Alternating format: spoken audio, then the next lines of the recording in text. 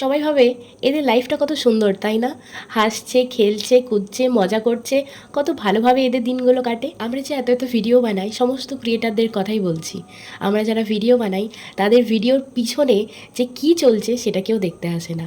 ভিডিওর সামনে যতক্ষণ আমরা হাসি মুখ নিয়ে থাকি তোমরা কিন্তু ততটাই দেখতে পাও। এর পিছনে যে কতটা আঘাত সহ্য করে আমাদেরকে ভিডিও বানাতে হয় সেটা কিন্তু কেউ দেখতে আসে না, আর দেখার কথাও না। তোমরাই বা কেমন করে বুঝবে বা দেখবে। যাই হোক, আজকে আমার শরীরটা এতটা পরিমাণে খারাপ, আজ নয় প্রায় 2 মাস ধরে আমার শরীরটা প্রচুর পরিমাণে খারাপ। তো অনেকগুলোই ডাক্তার দেখিয়েছি, তারপরেও ভালো লাগছিল না শরীরটা একদমই। তো সেদিন গিয়েছিলাম দাদার সাথে ডাক্তার দেখাতে, আর সেই দিনেই বৃষ্টি হতে হয়। আজ প্রায় 2 দিন ধরেই বৃষ্টি হচ্ছে বাঁকুড়াতে, বাট সেই দিনে এত পরিমাণে বৃষ্টি হয় তোমরা দেখতে পাচ্ছ যে কতটা জল দাঁড়িয়ে আছে। আমাদেরকে 3 থেকে 4 বার দাঁড়াতে হয়, তারপরেও আমি একদম ভিজে যাই। দাদাও ভিজে গিয়েছিল, আর কতটা পরিমাণে জল দাঁড়িয়েছে দেখছো। মাত্র 1-2 ঘন্টা বৃষ্টি হয়েছে, তাতেই এতটা পরিমাণে জল দাঁড়িয়ে গেছে। আর আমি কোথায় কোথায় দাঁড়িয়েছিলাম সেখানের কয়েকটা ছোটো ছোটো ক্লিপ তোমাদের সাথে শেয়ার করলাম। তারপরে ভাবলাম যে না, আর দাঁড়িয়ে থেকে লাভ নেই, একে তো ভিজে গিয়েইছি, এরপর মানে বাড়ি চলে আসি, নয়তো একদম শরীর খারাপ হয়ে যাবে, ঠান্ডাটা লেগে যাবে।